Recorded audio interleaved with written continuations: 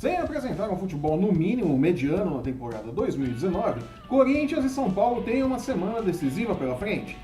Jura? Antes do clássico que disputarão pelo Paulistão no próximo domingo na Arena Itaquera, os times têm jogos importantes pela Sul-Americana e Libertadores. O tricolor entra em campo na quarta-feira precisando devolver a derrota por 2-0 contra o Talleres da Argentina para seguir adiante na Copa Libertadores. O Timão, por sua vez, fará seu primeiro jogo na Sul-Americana contra o também argentino Racing na quinta-feira. E ninguém, absolutamente ninguém, aposta suas fichas nos brasileiros. Sério? Eu sou Flávio Soares e estas são as minhas caneladas para o Ganhador.com.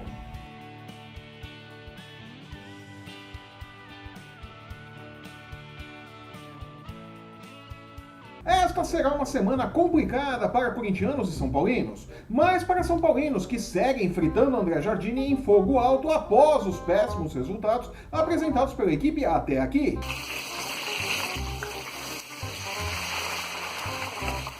O cheiro de óleo tá forte lá no Morumbi, viu? Nossa senhora. Bancado por Raí e sem muita convicção pela diretoria, até pelo menos esta quarta-feira, André Jardini precisa fazer o São Paulo reverter a derrota por 2-0 e imposta pelo Talleres para seguir na Libertadores. Muito, mas muito difícil mesmo por conta do não futebol que o tricolor apresentou nesta temporada. Não, continuo acreditando no estilo dele, no trabalho, nos resultados. Cláudia, senta lá. No final de semana, o técnico mexeu novamente no time e o resultado foi mais uma derrota, 1-0 diante da Ponte Preta. A sensação nos bastidores não é de Ai, será que o Jardini cai? e sim de Mas quando é que o Jardini cai? a demissão do técnico parece questão de tempo, salvo um milagre, que em bom português significa classificação na Libertadores e vitória no Clássico no próximo domingo. Não será surpresa vermos Jardini ao lado de Jair Ventura na fila do seguro-desemprego e Wagner Mancini assumindo o comando do São Paulo. Não contavam com minha astúcia. Mais ou menos como aconteceu com o Carpegiani no Flamengo no ano passado, e deu no que deu, né? Pra quem não lembra, o Carpegiani chegou ao Flamengo para ser cartola, assim como o Mancini no São Paulo, e acabou tendo que assumir o comando do time em campo porque o técnico Reinaldo Rueda, ele mesmo, deu um perdido de Natal na Gávea e não voltou para a temporada 2018, né? Sério? A diferença é que Mancini assumiria o time por conta da demissão de Jardini e não porque Jardini sumiu. É só isso a diferença. E antes que digam, Flávio, você é do contra. o ponto é que times de futebol não começam a jogar da noite pro dia. O São Paulo fez, se muito, um bom jogo em 2019. O resto foi uma coleção de decepções, mesmo quando venceu. Não jogou até agora e não será nesta semana, entre a derrota para a Ponte Preta e o jogo decisivo de amanhã, que jogará. Jardini não tem controle sobre o time e os jogadores nitidamente não respeitam sua autoridade. Eu sou o Batman. O time até pode render mais, mas não está rendendo com o Jardini. A queda do treinador é, infelizmente, uma questão de tempo. Fato que colocará o São Paulo de novo na situação que vem se repetindo nos últimos anos. Troca o técnico, perde o planejamento e não conquista nada. O São Paulo não sai desse ciclo, né? Troca o técnico, perde o planejamento e não conquista nada. Troca o técnico, perde o planejamento e não conquista nada. Troca o técnico, perde o planejamento e não conquista nada. Troca o técnico, perde o planejamento e não conquista nada. Para o bem ou para o mal, poderia insistir com o Jardini até o final da temporada para pelo menos quebrar o ciclo de demissões. Cair o São Paulo não vai cair, não vai ser rebaixado, não vai ter nada. Ficar mais um ano sem título vai ser complicado, mas pelo menos quebra-se esse ciclo, né? Mas tudo indica que uma nova série de resultados ruins, e é muito provável que venham esses resultados ruins, ponha um ponto final na era André Jardini no São Paulo, né? Tá bem pertinho de acontecer. Claro que o amadorismo da cartolagem do tricolor será de novo o grande culpado por mais uma temporada perdida pelo São Paulo, né? Não dá para jogar tudo nas costas do Jardini, não. A cartolagem lá do Morumbi tem grande parcela de culpa nisso daí, né? You can't handle the truth. Passando para o outro lado do clássico do final de semana no Paulistão, o Corinthians do Messias Fábio Carille segue patinando e a paciência de parte da torcida vai chegando ao fim. Tá legal, já chega. Desonra pra toda a sua família. Pode anotar aí. Desonra pra tu. Carille foi chamado de mercenário por alguns torcedores após a derrota do Timão por 1-0 contra o Novo Horizontino no último domingo, né? Um exagero sem tamanho também, né? Vamos falar sério.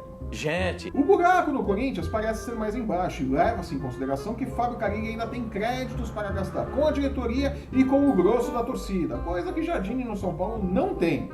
Ele não tem crédito. E quem segura o Jorginho é o Raí, vamos falar a verdade, né?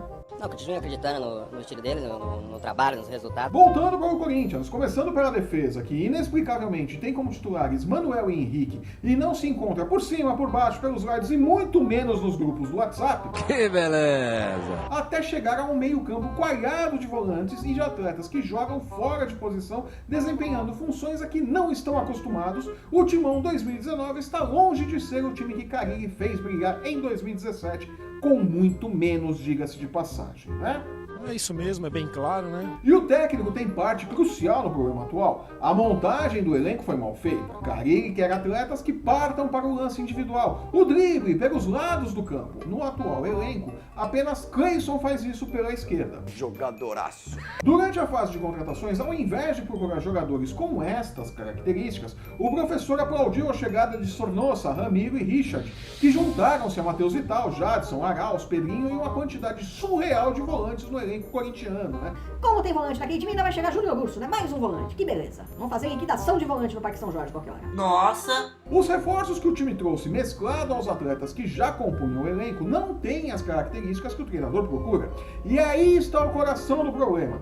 Carille se mostra, até aqui, incapaz de abrir mão de um modelo de jogo e adaptar seus conceitos ao elenco que possui. E insiste em querer Matheus Vital, Pedrinho e Sornosa jogando abertos pelas pontas, ao invés de explorar seus talentos onde podem render mais e montar um time ao redor das características de seus melhores atletas, né? Ele não pega o que ele tem de bom e monta o time ao redor, não. Ele tem uma fórmula de jogo e encaixa as peças nessa fórmula do jeito que der. Não tá funcionando, tá na hora de mudar isso. Tomemos o exemplo de Wagner Love, um atleta em reta final de carreira, não vamos nos esquecer, né? Que antes de chegar era celebrado por Carille como um cara que pode ser centroavante, meia ou jogar aberto, fazendo a função que Romero fazia, por exemplo. É isso mesmo, é bem claro, né? A realidade dos jogos que o Love fez em seu retorno deixou claro que não é bem assim. Se aberto na ponta, ele não é agudo como o professor espera. Como centroavante, ele tem a competição dura de Gustavo, única boa notícia do Timão em 2019, cortesia de Rogério Ceni, o homem e o mito, o técnico do Fortaleza. O Rogério Ceni é chato pra por isso. Como meia, Love não rende. Enfim, um jogador que não se encaixa no modelo de jogo de Carille e que escancara os problemas do Corinthians 2019. Conceito e peças não se encaixam, não conversam. Aí fica difícil. A necessidade de insistir em um único modelo de jogo é tão grande, mas tão grande, que Romero, que treinava a parte porque não queria renovar o contrato, voltou à mesa de negociações para resolver o problema de Carille na ponta direita e tentar consertar o balanço defensivo do time. Diz aí qual é o mortal que precisa da minha proteção, grande ancestral. E vamos concordar que no momento em que um atleta apenas útil e muito esforçado como o Romero é a solução para consertar um time, a coisa toda tá muito pior do que se imagina, né? Vamos falar sério, né? Quando o Romero vira realmente uma solução, a coisa tá feia. Jogadoraço. O resultado do jogo desta quinta-feira contra o Racing dirá muito sobre o que se pode esperar pela temporada 2019 do Timão e como ficará o novo contrato de Romero. Vai renovar. Gente. E ainda sem entender a lógica de nossos professores, eu fico por aqui. Eu sou o Flávio Soares e estas foram as minhas caneladas para o Ganhador.com. Acabou. Se você está assistindo esse programa pelo YouTube, aproveite, assine nosso canal e veja nossos programas sobre NFL, UFC, basquete, MMA e os olhos das casas de apostas para definir por quanto o Romero renovará o contrato com o Timão. Vai pedir um caminhão de dinheiro. Glória a Deus. No post que acompanha este vídeo, você encontra os links para seguir o Ganhador no Facebook, no Instagram e no Twitter. Acesse o Ganhador.com e não perca nossas dicas e palpites para os jogos da rodada nas principais competições esportivas do mundo. Antes de encerrar o programa de hoje, gostaria de registrar meus sinceros pêsames à Dulce Verusca, esposa do jornalista Ricardo Boechat, e aos seus 6 filhos. O âncora da Band News faleceu em um acidente de helicóptero retornando da cidade de Campinas na última segunda-feira. Estendo também meus pêsames à família do piloto Ronaldo Quattrucci, que também foi vitimado no acidente. Eu volto na próxima sexta-feira comentando a rodada do meio de semana dos clubes brasileiros. Até lá! Tchau!